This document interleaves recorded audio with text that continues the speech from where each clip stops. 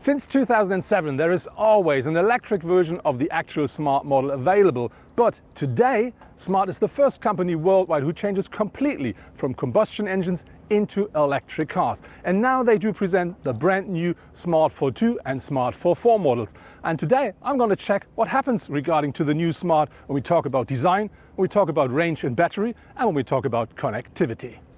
The Smart has been modernized at the interior as well. So you do now find a new center console, which features a new compartment here at the front. If you close that one, you find a nice surface to put your mobile or something in there. Really easy and nice to use. And if you open it, you find a quite big compartment, and that features two cup holders, which are removable. So you can just take them out and then you find a bigger compartment. Something I really do like a lot. Another new thing here at the interior, and I think more important, is the new infotainment system, which means you do now find an 8-inch touchscreen, and you do find Apple CarPlay and Android Auto. And this really is something very nice, but important to know. That feature is available from mid of 2020 onwards. My Smart Forfour is powered by a 60 kilowatt electric engine, and that delivers a maximum torque of 160 Newton meters. And that is, for an electric car, more than enough, because you will find the torque from rev 0 onwards, which means when I put the pedal to the metal, that car really goes quite quick for a small and not so powerful car.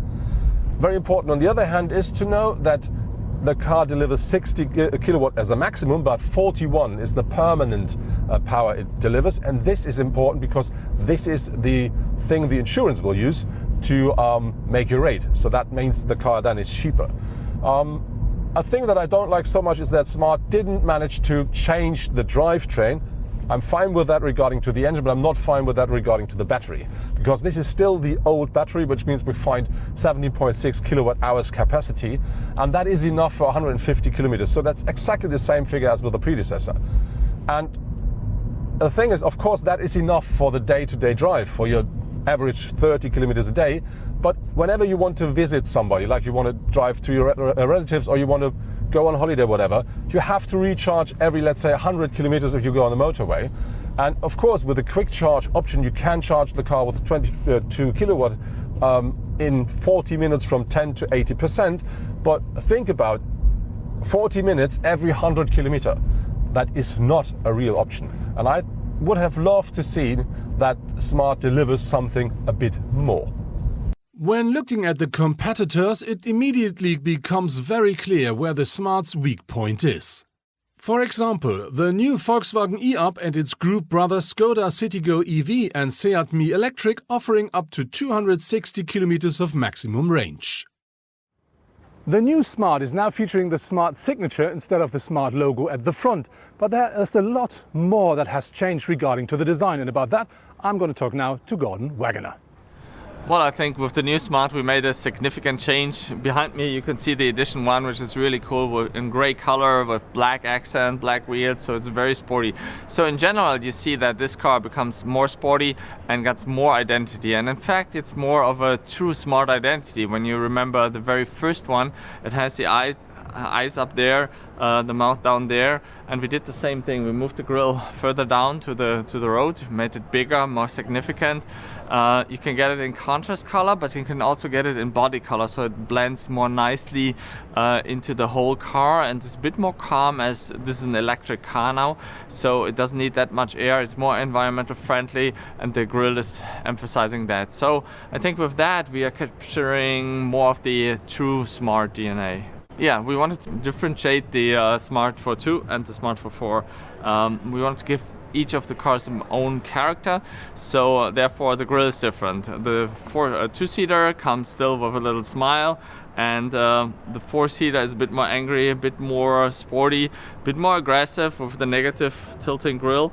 So therefore we created two characters. We modernized materials, color and trim, and most of all the connectivity. So you get bigger displays, you get Android Auto, Apple CarPlay in the car, so you can connect your smartphone. I think that's a must for this digital savvy customers of Smart. In the datasheet, you do find a figure of about 15 kilowatt hours per 100 kilometer driven when we talk about the consumption of the new Smart. And the good thing is, during my test drive here in Valencia, that's exactly what I used. So my car shows me a figure about between 15.3 up to 15.6, depending on my driving style. And of course, I do drive in the city most of the time. I do drive easy, but I really managed to get that figure done without thinking about it. And this is really something I do like a lot. If you just drive the car and you can match that figure. Of course, if you do drive it, for instance, in Germany, cold weather, rainy, and you may drive on the motorway a bit more fast, of course you will not match that figure. But I think it's still a very nice number. The only thing I would love to have, as said, is a bigger battery. The base version of the new Smart Forfour costs from 21,940 euros onwards. The four-door Forfour is available from 22,600 euros in Germany. At Volkswagen you pay at least 21,975 euros for the electric up, but it always has room for 4 people. What I really do like with the Smart is when you look regarding to the surfaces and the materials, you do find loads, of, let's say, plastic or plasticish stuff. But that's typical Smart, because that was the same with the first generation. And what I really like is this blue stuff here. That's fancy. And if you're not a Smart person, you should better have a look at a different car. Another good example that not so much has happened regarding to the base of the car is the boot size of our Smart Forfour, because that now features 185 litres with the rear seats up and up to 975 with the rear seats fold down, exactly the same as the predecessor. And this is the same with the Smart Forfour. It now still features at a standard configuration 260 litres as a maximum. The Smart really is made for a city like Valencia. So because of the electric engine, you do have a quite powerful, very agile car. You have a very nice turning circle, so you always find a parking. You always can just turn around your car to go in the completely other direction.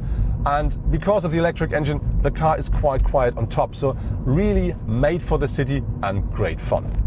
So now I'm in my Smart. Let's say that, because this is the Smart Forfour, and that for me is the real Smart. And that car is so agile, so quick, so nasty, so nice to drive in the city. I really do like this a lot. And the good thing with the electric engine is when you stop at a traffic light and you then push the pedal to the metal, you will always be the first guy who is really quick on the road because of this electric powered car. That really is something you have to love that car for. When you drive the Smart Forfour, that car has a different wheelbase than the Forfour, of course. And that means, on one hand, the advantage is the turning circle is a lot less. And so the car is more agile. The downside is that because of the shorter wheelbase, the car does work less good regarding to bumps in the surface of the road. And that means from time to time you really get a different kick. But on the other hand, it's a bit like when you say you drive a motorcycle. It is a different connection to the road, so a little bit more, more strong, more intense. And when you get used to that, that really is something special. But it's not always fun. So like here in Valencia, you do have loads of these potholes. And then I really have to say I do miss the longer wheelbase. Shortly after we started with the Smart Forfour, the car shows me a maximum range of more than 150 kilometers.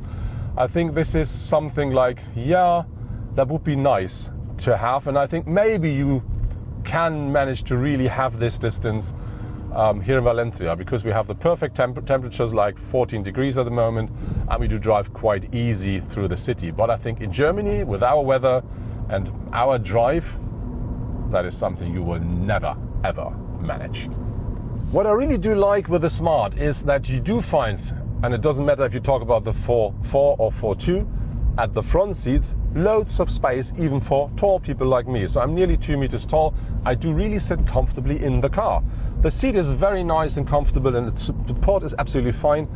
And you do find a nice seating position. The only downside is you can only adjust the steering wheel up and down, so you can't pull it towards you.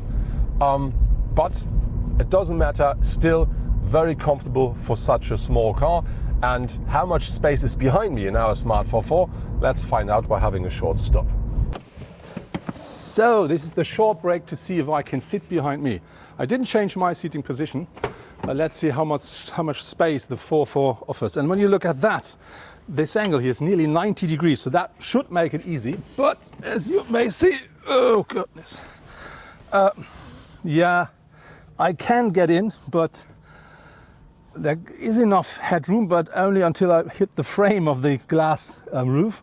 And you see, for my knees, that doesn't work. So yeah, that's not that much space in that small car. That was my test drive with the new Smart Forfour and Smart Forfour 2. What I really do like with the new Smart is it's still a real Smart, which means the car is agile, it's fun to drive in the city, and the consumption is very nice. So we used about 15 kilowatt hours per 100 kilometer driven, which is nearly exactly the same figure as you may find in the datasheet. On top, what I really do like with the car is it is refreshed. So you do now find Apple CarPlay, Android Auto. You find a new infotainment, which is then 8-inch as a touchscreen, and you do find, of course, everything else you expect from a modern electric car. What I don't like so much with the car is that Smart didn't manage to use this facelift to put a new battery or new drivetrain into the car, which means you do really find exactly the same technology as with the predecessor, and that means you do have about 150 kilometers of maximum range with a fully loaded Smart. And I think, yes, if you only drive in the city, that's fine, but if you want to drive a bit more further down the road, maybe to visit your relatives, that's from time to time a bit too short.